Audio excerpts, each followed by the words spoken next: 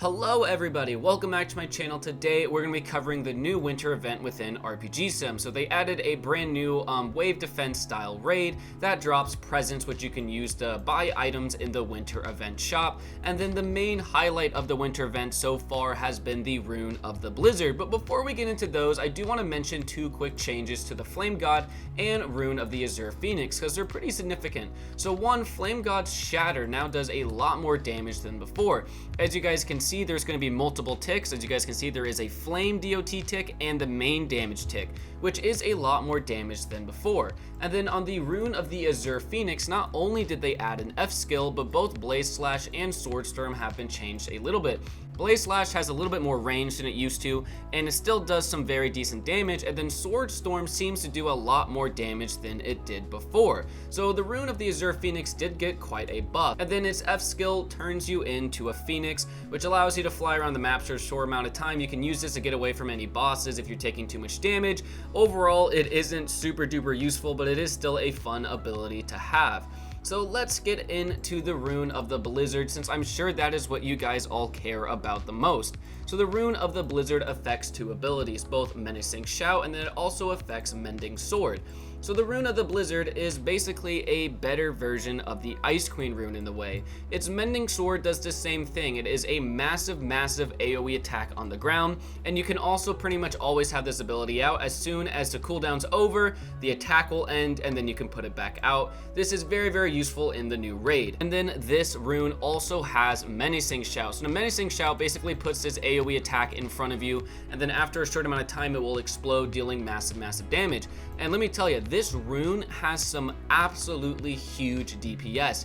I would definitely recommend everybody go for this rune this event. The only problem is it may take you guys a long time because it has 10,000 presents required to unlock it. So before we get into the raid, another thing that's kind of fun is the stockings in this event kind of work like present boxes. If you buy a stocking, you have a chance to get any of these items. So good luck getting those cosmetics through the stockings. But anyways, let's talk about the raid itself for a little bit. So the raid itself is going to be in the special category, and for once it actually is a level 1 raid, meaning everybody can enjoy this event. It's not restricted to only the end game max level players, which is a very big improvement because I think the #1 complaint about events in the past for this game was that new players can never really compete in them. So in this wave defense, it is so easy. I recommend you use Ice Queen or Flame God, really whatever you want. It isn't too much of a challenge, but the reason why I'm saying Ice Queen is because the Mending Sword ability from that allows you to cover the entire slay area and kill anybody coming in there, so it's very effective to use that. And then you can use the Shatter from it to kill any higher health enemies.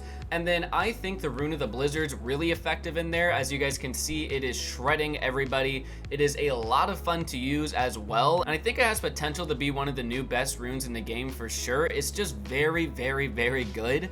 And overall, this raid is pretty easy. I didn't go past like wave 40, so if anything crazy happens past wave 40, let me know down below. But after wave 30, the one big difference I noticed is you will start to get ranged enemies, which does prevent you from being able to AFK this raid very effectively. So I think that's probably a good thing, so we don't have people AFKing until wave 300.